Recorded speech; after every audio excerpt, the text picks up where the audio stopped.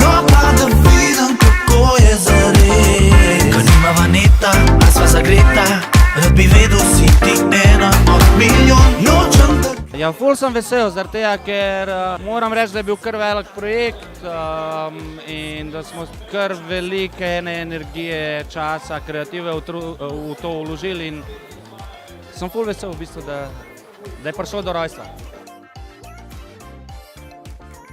Ponavadi kaj neumen ga rečem, da smešen izpadam ali pa kaj. Po mojem, ne vem. Ali pa na plesišču mi je pa lažje. Tam se domače počutim. Se pravi, če si doma, cak samo nekaj klikneš, nekaj napišeš in si že v bistvu v dialogu, a ne. Ampak še vedno pol to more iti kakšno stopničko višji in dejansko začutiš človeka, ki se dobiš v život. Ja, je pa kul, še posebej za one, ki jim je težje pristopati takole v živo.